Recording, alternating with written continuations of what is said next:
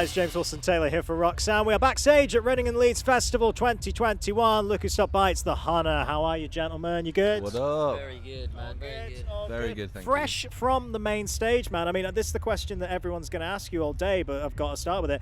How the hell was it getting back to live music, man? This is a big, big moment. It must have been extra special, I would imagine, this year, right? It was. Yeah, I can't quite explain the feeling. Like, it's, after 2 years of not being able to play and be around people, and then just to go out and walk out to that was, overwhelming. They were crazy. It was so good.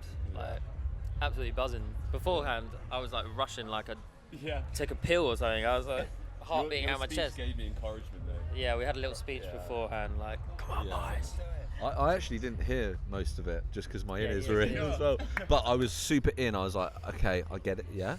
He's just like, Okay. Like positive. What was this, full pep talk, Ryan? Is that what we're talking? Yeah. I mean, we do that all the time, but it's been so long. Like, it made total sense. This one was needed. I think I just decided to do it because I think everyone else was fine, but I was just kind of like personal vibe.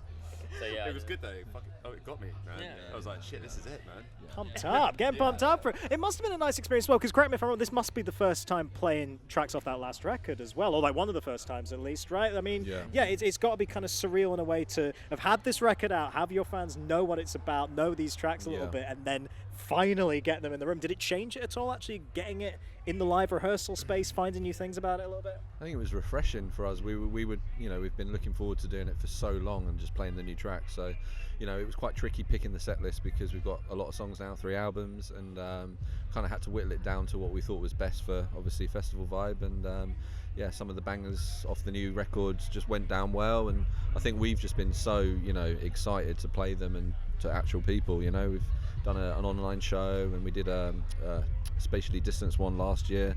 So we've been waiting a long time for this, and we're so happy it's here. Did it take a minute to kind of blow the cobwebs away? I know a lot of bands have said that. Was it kind of weird getting back in rehearsal mode a little bit? Totally. I mean, like, it's been like 2 years almost, right? And then in rehearsal, it's just like our first gig back after that long is like Leeds Festival main stage. Mind blowing. But like, we felt kind of confident because we've been rehearsing our socks off.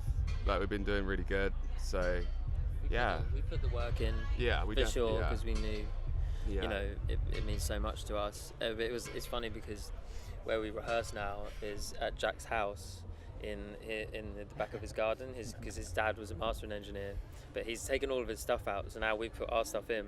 It's chaos. It's a bit chaos. Good chaos. So we've gone from like looking out to Jack's back garden and like his mum putting washing up and stuff. Like on the washing line, so then that. That is the contrast. That is the big old contrast right there, man. And not just playing songs from the new album, because you got the new single has just kind of come out as well from the deluxe edition of the album and everything. When did that one kind of begin to develop? I guess written in lockdown, or was it from those album sessions in the first place? When did it come? Can't Break What's Broken was, we actually recorded it in LA when we did the album with Feldy in 2019. And we recorded a bunch of songs. There's still more songs that aren't released yet, that we kind of held back, and that was one of the front runners to come out on the deluxe. And then we also played a song called I Don't Like You Okay, which no one's ever heard, and it's one that we did in lockdown, and we brought out our friend Kelsey Carter. Yeah, that's a very, very cool move, man. So there is like quite a bit of new music in the locker. Not even like new music necessarily, but stuff from that past album session still going around, is there? We've got a Hunna bank of old, new, half done, half finished. But we've been working on a lot of new stuff as well for the near future, and we're excited for the next chapter. I think in lockdown we've kind of grown as just writers, musicians, and kind of put our heads together, and we're kind of looking forward to the next wave. But there's a lot of songs. What was really exciting about that last record, though, was just the wealth of people from across the scene you got to work. We've talked before, Travis Barker, obviously Feldy behind that's there. There was like Pete Wentz pops in the studio. There's Josh Dunn popping in the studio. I remember you said like the MCR guys might have set up something at some point. All these kind of things. Is that something we're going to see more of? Are you trying to work with as many? I mean, clearly heroes like you just want to work with again and again. Yeah, to be honest, like we're very open. Like we would just love to work with as many people as possible. Like, and if we make something good, we'll drop it, release it. Just make friendships. Again, like Kelsey. That just like we kind of had the song and it was a demo, and then we met her and got talking, and we were just like, her voice would just sound insane on this song, and it does. And yeah, playing it today for the first time ever, it ripped.